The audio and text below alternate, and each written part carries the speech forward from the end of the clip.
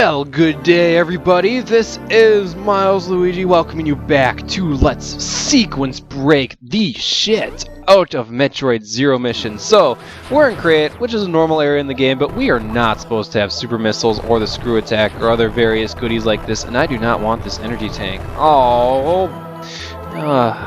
Stupid spawning bugs. If you leave the power-up an enemy leaves behind like this, they won't respawn. And in a case like the one I was just in, that was actually quite useful. The passageway I just took is not a conventional one at all. You're normally supposed to do this little loop in this little corner of Kraid, and then come back to here, get out of here, not go to the save room as I just did. With all these electrical things enabled, we can now ride them like this. Either that or morph ball into them. When you morph ball into them, you avoid more stuff because you take up less room. But you can just ride them like normal, and most of the time, that is okay. Oh man, I don't want to come back to get you later on. So I might as well get you now. Alright, there we go. There we go. All's a-okay with the world. There we go. I think you're normally supposed to, if you miss that, be like, oh no, I missed that. Now let's just morph ball, go to the crumble block, and then, sad day, missed the missile expansion, but, well, I mean, wall jumping. Wall jumping, I suppose I've done it a whole lot. The idea, or to wall jump, you have to approach a wall, and you do have to have enough room. I'm curious if I have enough room to do this, but the idea is you have to press the other direction. Like, if I come to the wall and to the right, I have to press left. And then right after I press left, press the jump button. That's what initiates a wall jump. Normal everyday wall jump, and it's just something I've gotten used to and something I frankly take for granted, all things considered, because learning to wall jump when you don't know how to wall jump, it just takes practice. I gotta be 100% honest. Even just, whoa, I don't want to come down here. Shoot. I hope I can get out of here, because I'm not supposed to go this far down if I remember Kraid's architecture correctly. This might be a dead end, or no. Actually, this is the map room. Well, why don't we get a useless map? So I can figure out where I'm going. So maybe the map's not so terribly, horribly, no good, very badly useless. Yeah, I went somewhere that I didn't need to go yet. Oh well, we can go ahead and explore some more areas that I would be showing later on anyway. The idea is you fall all the way down to Kraid, and now you have to make it back up. And thankfully they do give you a pretty decent way to get back up. This room's a pain in the butt, and I don't feel like getting the power up in this room right now.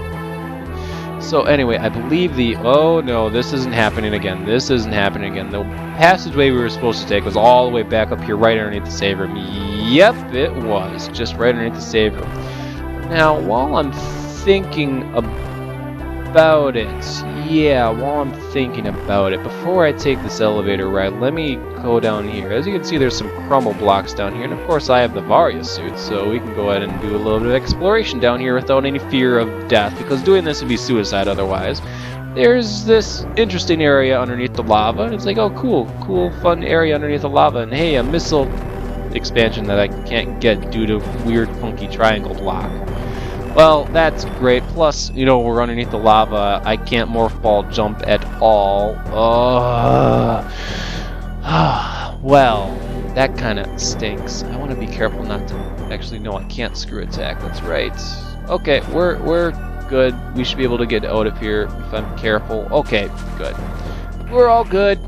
Let's go ahead and ride this over this way, and we do have to fire rapidly or else we just magically stop in the middle of the tracks because we run into something.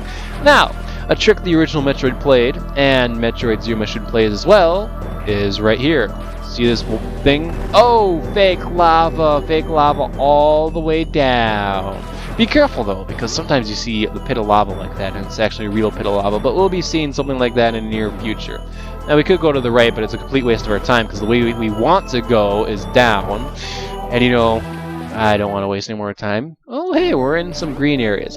I don't think I've actually mentioned, when you're in a green area, it's a quote-unquote secret area, but this game makes liberal use out of the green map squares as opposed to the blue map squares. You know, you look at the map, you see all the green blocks, they're supposed to be secrets. But this game just makes liberal use out of the green areas. Like, we're in an area in the game we're supposed to be in, it's green. I suppose green stands for off of map. But anyway, we have gotten our third and final unknown item. We don't know what it does, but it'll let us break some blocks that are in our way for right now. So, it's interesting. Let's take a look at our status. We have some unknown beam, some unknown suit. How ironic. We need a different suit to get a suit upgrade. And a random Analysis inconclusive. Miscellaneous item. Okay then, yeah. Let's go ahead and just move on forward. It's actually kind of funny. I believe one of the original features in this game is the feature to turn off some of your power-ups. The original Super Metroid. Super Metroid will let you turn off power-ups, which could sometimes be useful because some power-ups just change the way certain things work, and turning off the power-up just made some matters convenient, particularly the ice beam, which I have to go back and get. Turning off the ice beam was useful because sometimes you just wanted to kill enemies, you didn't want to freeze them, so the way you did that is you turned off the ice beam and whammo, you're good to go. Here's a save room I'm going to go ahead and ignore. Wow, this game does give you a lot of save rooms. The path to the right is a useless path. Oh hey, the path down is good. Anyway, we want to hold a left and shoot like mad, because that means you don't fall into this room of death, and we can just move on forward, and oh hey, the boss room is up ahead. Actually, I can't wait to say hi to our good friend Kraid, can you? Oh, hello, gigantic monster of doom. So, idea behind Kraid is pretty simple. You just have to missile him into the, I guess, jewel or third eye on him, and then feed him lots of missiles, lots and lots of missiles. Missile spam him. If you are good at collecting missile pickups by this point in the game, you are good to go. By a certain point in the boss battle, which I'm showing right now, you kind of have to jump off these things that come out of his gut for whatever reason. I don't ever understand it either. But anyway, we have super missiles, so why don't we go ahead and use them. Right, he doesn't claw it away, and oh hey look, one super missile just killed him. I actually think it takes like 3 or 4 super missiles to kill him if you only use super missiles, but yeah. You can shoot his claws, that gets you power-ups and missiles back, but, well, I kind of already killed Kraid, and for some reason killing Kraid causes him to sink into the ground. Don't ask. I guess the ground he was standing on wasn't very stable, but then again, he was a fat bastard, so what do I know? But that finally gets us to this room that we were pointed to a long time ago, which includes that power-up, which we don't need. It's not required to beat the game, but it looks awfully familiar if you ask me. The way we have to get out of this room, though, without that power-up, though, is we do have to bomb jump our way up. So, hooray, some more bomb jumping. And, of course, we have to bomb jump the door. But there we go. Looks like we just skipped a power-up we totally, utterly didn't need, although that power-up is really convenient, and I will need it to pick up later items. I actually think I could say that about every power-up I've skipped. It's not needed to beat the game, but, oh, hey, you need it if you want to pick up power-up X or power-up Y. Alright, so I have to remember my way through this, because I do know it is possible without the item, but I now have to remember how do we get through this again. I believe there is a secret path out of here. Yeah, it's right there, but you gotta bomb jump your way out of here. Okay, this might take a little bit, because this is unstable ground, everyone. Oh, hey, I'm in a pretty good spot for this. Yes, I am! There we go! Woohoo! Okay. There's something really fun you can do with the item in question, but without the item in question, we gotta play this game with the breakable blocks here, because they do reappear, but it's basically our only way up, so I kind of have to use them as platforms, and I also have to be careful with my screw attacks. My screw attack breaks them all. This would be a case where turning off an item would be really useful. Here we go, anyway. There we go, slowly and steadily. Let's kill you before you knock me all the way down. Holy cow. Oh man, this is bringing me original Metroid memories, because there's a room just like this room in the original Metroid, where you have the big line of breakable blocks on the right, and you have to use them all to get back up. And they made it easier if you had the power up, but I don't. So now I gotta do it, I guess, the hard, in a sense, almost intended way. Oh yeah, one block at a time. Here we go. At least we now have 2 ends of things. Heck, there's a door and more. Oh! There we go. We managed to finally make it all the way up. Okay. Time for some hell now, because I don't have any beam upgrades, so we're gonna missile all these guys to death, because I don't really have any other option. Technically, you don't have to kill these guys. If you just hurry up, you just make it into here just fine. But, just for the sake of showing it off, if you fall here, what happens is you just fall into this room, and you gotta try it again. Yep, I just blew my successful chance to show you what happens when you blow it. You should you should thank me. Say, oh, thank you, Milesluigi, for showing me what happens when you blow it, because now I gotta do this again, and I only have 11 missiles this time. And yeah, it doesn't matter if you fall on the left side or the right side of the room, it just kind of all funnels down to that one. Oh, hey, I could use these. It all just kind of fall and funnels down all into that one, I guess, bobble, spout, whatever you want to call it. But just for the sake of consistency, let me show that if you want to do this without killing the bugs for whatever reason, what you do is you go into Morph Ball, and you can kind of affect them with Morph Ball bombs along the way, but you... Oh. They don't really swarm you, but you can hurry your barrier up. I don't want to show that. It can be done. How about that?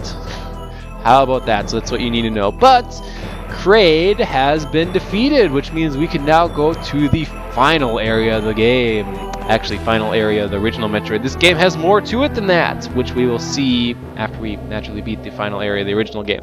Now this crumbles open, there's some enemies in here, and this takes us to the next statue in question. Oh, hey, this is a power-up we haven't gotten yet. Where are you going to tell us we were supposed to go if we were a sane, normal, everyday human being that follows the rules of the game? That takes us actually, I think, to the high jump boots, which we aren't going to collect because they aren't needed, you know?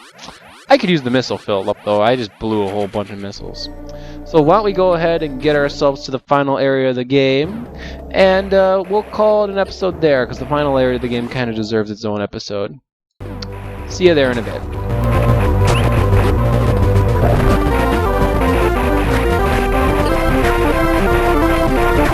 Okay.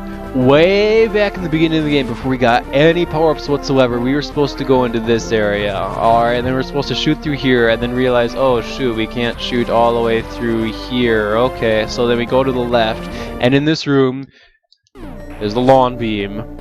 We don't need it, though. Not at all. You wanna know why? A, we have missiles, but B, we have morph ball bombs. But it's actually the passageway. I'm going this way because this is the way to the final area in the game. What's normally supposed to happen is you're supposed to come here. The door to the right is locked, and so you're only supposed to, or allowed to, go to the left. So then you go to the left, and then you see these two statues that are in your way. But we kind of already killed the two bosses, so the statues are just going to open up for us. The original Metroid, it was actually possible to sequence break past that area without defeating either Kraid or Ridley, although... okay. This right here is the staple enemy of the Metroid series, called the Metroid. And in order to defeat the Metroid, we kinda, sorta need an ice beam. So, I kinda need to go back and get that. Yeah, one moment, please. Hi, charge beam. Bye, charge beam.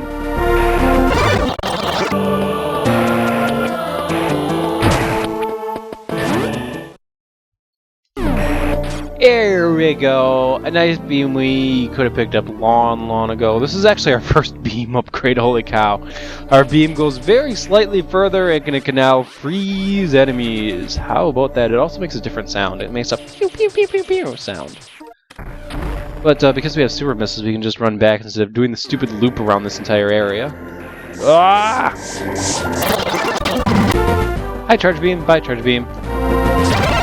Anyway, for sake of completion, because I didn't show this passageway last time I went through it, this is just, I guess, more of the first shaft and Red Star. Nothing really too much to see other than this one statue. This one shows you where the morph ball bombs are.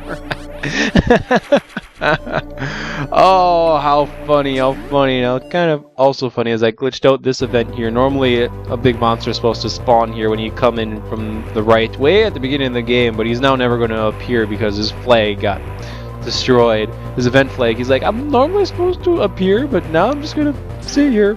Kind of sort of forever alone to never ambush Samus. Okay. Anywho, we now have the Ice Beam, which is what we need to be able to defeat Metroids, which we'll be defeating plenty of them in Torian, the final area of the original Metroid. But oh, it's not the final area of Metroid Zero Mission. So, this has been Milesluigi. Join me next time. So we have a ton to go over in the normal run. First things first, know that you fight a mini-boss and you get super missiles when you play through the game normally. And this mini-boss actually doesn't disappear until you fight him. So when I 100% the game, after sequence breaking the shit out of it, I'm gonna show that mini boss. Just know for now, normal run. Oh hey, we fought a mini boss and got super missiles from him. Yay! Alright, the normal path through Ridley, we are actually supposed to go to the left, and then around to the right, and then to the rooms to where we were when we sequence broke the shit out of the game in that run, specifically. I'm going to show that off when I 100% the game, but for right now, I just want to show off in this room just something really, really funny and cool we can do, is we can start up a Shine Spark to the right in a Morph Ball, and we pick up a missile tank and just go through the entire room. I love that so much. Oh, I love Shine Sparking. Oh, it's sometimes really hard. But anyway, I also want to show off in the normal run the Kraid and Ridley fight. So we went ahead and went back in time for the Kraid fights. And just a little note here. The thing is, you see, I'm just going through the game normally. I haven't been going out of my way for missile expansions or anything. I've been just kind of picking them up along the way. The thing is, playing through the game normally, the game gives you enough missiles to missile spam both Kraid and Ridley. Which is kind of a shame, because Kraid is, even if you don't missile spam him, he is not a difficult boss, but he definitely takes patience to beat if you don't missile spam him.